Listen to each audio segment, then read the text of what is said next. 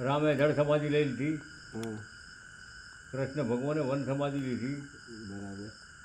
રામદેવજી મહારાજે જમીનમાં લઈ લીધી, સીતા માતાએ અગ્નિમાં લઈ લીધી. બરાબર. હવે આજે પહેલાં થઈ જે એમના નામ છે અત્યારે, પણ એમનું દેહધારી આપણને સન્મુખ આવીને મળે એ ના મળે. શું કામ કે અત્યારે આ સાકાર ભક્તિની અંદર એમના ફોટા આપણે પૂજીએ, પથ્થરની મૂર્તિ બનાવી લાવીને પૂજીએ. બરાબર. આ રહ્યું એટલે કે રામ ઘટોઘટ છે એ રામની પારખ નથી.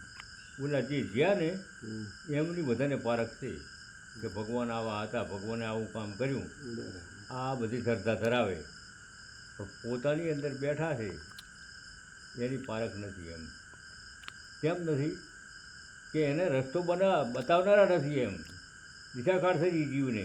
50 કરોડ પ્રતિના જીવ છે, એની અંદર શું છે? અંધશ્રદ્ધા, અખંડ નહીં. શ્રદ્ધા થોડી વાર રહે પણ તૂટી જાય કે આમાં કાંઈ નથી. અંધશ્રદ્ધા આવ્યું જ ને, વાંચીએ હા ભરીએ તો સુધી રહે, બરાબર. પછી કાંઈ નહીં. પણ એને આધ્યાત્મિક રીતે આપણી પાસે લાવવું પડે. શું કહું કે આ ખોખું બનાવ્યું એ 5 તત્વનું છે. આ ખોખા 5 તત્વના છે. આ ખોખાની અંદર એમ માનો કે 3 ઋતુ કામ કરે છે. દિવસના અને રાતના દેવતા નોખા છે. દિવસના દેવતા સૂર્ય છે, રાતના દેવતા ચંદ્ર. આ પૃથ્વી, પાણી, પવન, અગ્નિ, અન્ન આ જીવનું જીવન છે. અને આ 3 ઋતુની એને હાથે ઓટોમેટિક ભરે. શિયાળો, ઉનાળો ને ચોમાવો. એને જ કે આપણે ચાવી કરવા જતા નથી. આ ખોખાની પારખ થાય તો આ ખોખાની પારખ થાય. 100%. શું કામ કે આ ખોખાની અંદર શિયાળામાં ઠંડી પડે, ઉનાળામાં ગરમાઈ, ચોમાસામાં વૃષ્ટિ. એ વૃષ્ટિમાં પહેલું શું દેખાય કે વાદળું, વાદળામાં વીજળી દેખાય, અને ભૂમિ પર પાણી પડે એ પણ દેખાય. બોલો ભાઈ ગેવી બોલે એ કે દેખાય હે? અવાજ કરે એ દેખાતો નથી. કે ક્યાં ખરા કાને હા ભરીએ તો કે ગાજે છે પણ દેખાતો નથી. એમ આપણે પણ માતા પિતાના પાણીથી આ આખું વિશ્વ બનેલું. આ માતા પિતાના પાણી બોલે છે, જો બોલે છે પણ દેખાતો નથી. હવે આનું કેન્દ્ર શું છે એ પેલો વિચાર કરવો પડે ને કે આ ભગવાને કઈ રીતથી આ ઊભું કરેલું ખોખું, તો આનું કેન્દ્ર શું થઈને ઊભું રહે એ જોવું પડે. તો કીધું છે કે 50 કરોડ પૃથ્વીમાં ફરો પણ માતા પિતા જેવું કોઈ તીરથ અધિક નથી. એમ શું કામ કે આ બારે જાય જોઈને આવતા રહીએ કે ફલાણા ભગવાન, ફલાણી માતા, આ બધા પ્રતિક જે મેળ્યા ધર્મના એ જોઈને આવે ત્યાં સુધી અહીંયા આગળ કેવા રહે? લાલ કેસર જેવા. ઘરે આવે એટલે કાળા ધબ લોઢા જેવા. લવા લોઢું કોળમાં ગરમ કરે કેવું લાલ થાય? 2-5 ટોસા બારી જે ઘાટમાં લાવીને આઘું ફેંકે હતું એના મૂળમાં આવતું રહે. શું કામ કે લોઢું છે. એમ આપણું મન પણ લોઢું છે. આને કંચન બનાવવું હોય તો આને ઘણો સહકાર લેવો પડે. પારસમણી છે, પારસમણીને લોઢું અડાડો તો હોનું બને. તેમાં કીધું છે કે આદિનું નામ પારસ, મન મેલા લોહા છે હોય, તાકો ગુરુ જો પારખ મિલે વહી કંચન હોય. આપણો છોકરો જ હોય જીવ માગે રૂપિયા આલું આના ભારું ભારું આપણો છોકરો આલીએ? શું કહું કે આ તો અધિક છે, અમૂલ છે. આની મૂલ જ ના કરીએ કે કોઈ માણસનો અવતાર છે ને એ જેવો તેવો નથી. દેવતાઓને પણ દુર્લભ એવો આ અવતાર છે. પણ આની પારખ થવી પડે. પારખ ન થાય ત્યાં સુધી કચરા પેટી જેવું જીવન કહેવાય. જો પારખ થાય ને તો એમ વિચાર કરે કે આપણે માણસ છીએ, માણસની રીતે જીવન ગાળો તો ઉપરવાળો રજૂ રહે. એમ શું કામ કે ઉપર શું છે એ પહેલું સમજવું પડે ને. ઉપર કાંઈ નથી, આ પાણી પડે એટલું જ છે. આ પાણીની પારખ થવી પડે. તો આ દેહની અંદર એ પાણી છે.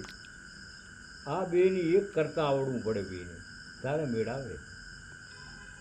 અને 50 વર્ષથી આ પાણીના પરપોટા જ છે, બીજું કશું નથી. હાડકું લોહી માં આ મઢેલું છે આપણી માતાના કોઠાની અંદર. 3 ભાગ માતાના છે, 2 ભાગ પિતાના. એમ કરીને આ 5 તત્વોનો દેહ બનાવ્યો. 6મું મન ચેતન પુરુષ છે અત્યારે. એ બધું આ કરી દઉં. એને નિરંજન પુરુષનું ઉપમા આપેલી છે. આપણું મનને શું કહેવાય? નિર્મથી પ્રગટ ખરે થયેલું એટલે નિરંજન પુરુષ કહેવાય. આ માયા કની છે? નિરંજન પુરુષની છે. અત્યારે નિરંજન પુરુષ કામ કરે હેડો. ન કે ઘટોઘટ રામ છે, રામના અંશ છીએ, પણ એમનું અત્યારે કંઈ ચાલતું નથી. ઘડી વાર જો ઘડી રે રામ રામ રામ રામ રામ રામ કરી બેસી ગયો, પછી વળી પાછું મન દોડવા માંડે. કેમ? કોઈ મદ વસ્તુ એક હોય છે, માખીયું ઘણી હોય છે ને, એમાં આપણું મન છે ને એને મનોવર્તિયું લાગુ ઘણી પડી. 5 તત્વોનો દેહ છે, મય પછી પ્રકૃતિ બેરેલી છે, બરાબર. 6મું મન ચેતન પુરુષ થઈને ભરાઈ રહ્યું. એટલે આ જગતની અંદર જે સાચું છે એની સમજણ આપવા દેતું નથી. ને કે છેટું નથી, છે નજીક, પણ આ દિશાકાળ થઈ ગયેલી જીવને. કીધું છે કે માવતર તરવાનો વારો. હવે માવતરે જન્મ દઈને છૂટા થઈ ગયા. હવે ત્યાં જવું કે કોઈ ધર્મગુરુના ચરણે જાય તો આપણાને એ ઉદ્ધાર કરે. તો ધર્મગુરુ કને કહેવા? દેહના ગુરુ ઘણા છે, પણ જે મન છે એના ગુરુ મળવા પડે ને. કે દેહના ગુરુ તો આખા વિશ્વમાં છે, કંઠી બાંધીને જતા રહે. હવે એ કંઠી બાંધવાના પૂજા બાદ દુકાને લાવે ને. આ દેહને બાંધે એટલે કે ફલાણા ભાઈએ ગુરુ કરાયા ફલાણી જગ્યા ઉપર, એમને આ કંઠી બાંધી બાપુએ, બરાબર. આ મન જે તોફાની છે એને કઈ દુકાનેથી કંઠી લાવવી, આની તો ખબર પડવી પડે ને. મોટા આચાર્ય હોય તો ભલે, કે રાંક હોય તો ભલે, પણ આ આગળ આ ભૂલ પડેલી છે. બીજા નંબરમાં તારક કોણ છે એ સમજવું પડે. આપણે પરણ્યા એટલે શું કહે છે? પરણેતર, શિરત તરવું. હે હા તો વાત કે આગળ જે થઈ થઈને જ્યાં એ આપણા જેવો માણસ જ હતા, પણ ભગવાનને ઊભા રાખ્યા છે. ભગવાનને અહીંયા થોભાઈ જવું પડ્યું હોય. આવા અટલ હતા. અત્યારે બધાએ મન થરથર થતું હોય, અટલ નથી. અને ઓલે તો અટલ હતા. એમ ભગવાન કે આમ કે હા એવી રીતના ઊભા રહેતા. ભગવાનને પણ અહીંયા પર ઊભું રહેવું પડતું. અને જોઈ લો તમે ધર્મશાસ્ત્ર બધા વાંચો તો આપણા જેવા જ થઈ ગયેલા માણસ બધા. ભક્તિ રાજયુગની હતી. આ રાંખને ઢેક કરવા માંડ્યા એ તો હવે ને કે પહેલી રજવાડામાં પ્રગટ થયેલી છે ભક્તિ. ભાગવત બોલે, હું નથી બોલતો. પહેલાં જ રાજા હતા, હરિચંદ્ર રાજા હતા, પાંડુ રાજા હતા, બળી રાજા. આ 4 યુગનું પ્રમાણ ભક્તિનું આપેલું છે. પછી તો આખા વિશ્વમાં ફેલાઈ ગયું. હવે સાકાર ભક્તિનું જ્ઞાન બધાને છે, નિરાકારનું નથી. નિરાકાર કઈ રીતથી છે કે આખું વિશ્વ નિર્મથી પેદા થયેલું હોય. એને નિરાકાર કહેવાય. અને આ દેખાયું એને સાકાર કહેવાય. કે હેડો ભલે માતાના મંદિરે જાય, એ 12 જ્યોતિર્લિંગ છે, ગણપતિ છે, હનુમાનજી છે, આ બધા બિહાર્યા છે. એને શું કહેવાય? સાકાર. સાકાર એટલે પરંપરાથી હેડું આવે. હેડું આપણા પિતૃઓ જતા રહ્યા, પણ આપણે તો છીએ ને, આ પૂછતા આવીએ રહ્યા. હાજી, એને સાકાર ભક્તિ કહેવાય. પણ સાકારને નિરાકારને બેને એક કરતાં આવડવું પડે તો પકડાય વસ્તુનું. ના પકડાય. છેટું કાંઈ નથી, નજીક જ પડ્યું હોય, પણ માણસ દોડે હેરે આગળ. હરદ્વાર જાય, કાશી જાય, આમ સોમનાથ જાય, દ્વારકા જાય, એ બધું આનું આ જ છે, સમજ્યા? પણ એના મૂળ ભેદ સમજો કે આ શું કરી જ્યાં ભગવાન અને શિરત કર્યું અને આ શિરત જગત ઝૂકી પડ્યું હોય, આની સમજણ આપવી પડે. ને કે બધું આ છે નથી એવું બધું છે. કારણ શું હોય કે માણસની દેવગતિ છે. દેવતાઓના ગુણ ધર્મ માણસના અંદર એને જાગૃત કરતા આવડવા પડે. શું કેમ કે આગળ માણસે જે છાપ મારી હજુ ભોહાતી નથી એમ. એમના વાર તહેવાર આવી આપણે ઉજવીએ છીએ ને. બળી રાજાને પાતાળમાં ભગવાનને ચાંપ્યા એનું એ અત્યારે હાલવડી રાખડી બાંધવા આવે બરેવના દાડે. આ પ્રતિક માણસનું ને હા હે હવે આ જે તે છે એ થઈ ગયા એ માણસ જ થઈ ગયા. પણ માણસને અત્યારે હવે આ કળયુગના જમાનાની અંદર સ્થિરતા નથી. હવે હું તો મન ભટકે છે. હા સ્થિરતાવાળા માણસ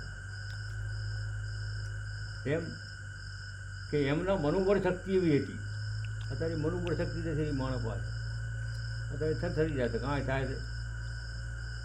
પછી કોઈ વાત કરતા હોય તો ઓલું સાચું આમાં બધા ડગી જાય છે ત્યાં. ના કે બધા જન્મ્યા હરખા જ છીએ આપણે, જે આમાં કોઈ ફેરફાર નથી.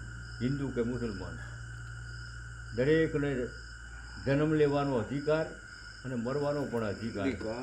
અને જીવતા જાણી લેવું પડે, જીવતા જે તે ચાવી મળવી પડે. નાનું છોકરું હોય એને વિદ્યા આવે. આ મારા જેવા બુઢા માણસને કંઈ વિદ્યા આવે હે? શું કે નાનું બાળક રહ્યું એક બાળક રહ્યું ભગવાનનું રૂપ આપેલું હોય. બટુક અવતાર એને કહેવાય. પછી મોટા થાય એટલે આપણે જવાની આવી એટલે આ માણસ બન્યા. હવે ભૂતકાળ લાગુ થાય એટલે બધું કેવું કામ કરી નાખે છે, ન કરવાનું કરી નાખે. પછી ભવિષ્ય જ્યારે જાગૃત થાય છે ત્યારે માણસને ભાન થાય કે ના કરવાનું આપણે કરી નાખવું. હવે આમાંથી છૂટવું ધીરજ, એ કર્મને કાપવું ધીરજ. હવે એ કર્મને કાપવા માટે કાંક ભગવાને પગથિયું તો મેલ્યું હશે ને, એ પગથિયું ગોચીએ તો કર્મ કપાય. ભલે હાવ કારા કર્મ કરીએ. શું કેમ કે જેસલ જેવા તો આપણે નથી, એને કારમ કર્યા હતા હે બાપુની વાતમાં આપણે ગોતી લીધું કરમ કાપવા વાળા ભાઈનું નામ. એને કારમ કરમ કર્યા હતા જેસલે, હા હા હા પણ છતાં એને મહાસતી મળી હા તો બધા કર્મ પહોંચી ગયા ને. બરાબર. એનું નામ અમર રહી ગયું. બોલો સિરત કે એ અટલ પુરુષ હતો એમ કે માથું જતું રહે તો ભલે જતું રહે, પણ જે આપણા મગજમાં છે ને એ તો એને પ્રાપ્તિ કરવી જ છે એમ. એટલે આવી શ્રદ્ધા હોવી જોઈએ. અને તારી અંધશ્રદ્ધા અને અંધશ્રદ્ધા બધું ખોય ને શ્રદ્ધામાં દેવ છે. બોલો એ વાતનું જ્ઞાન નથી જો તારી કોઈ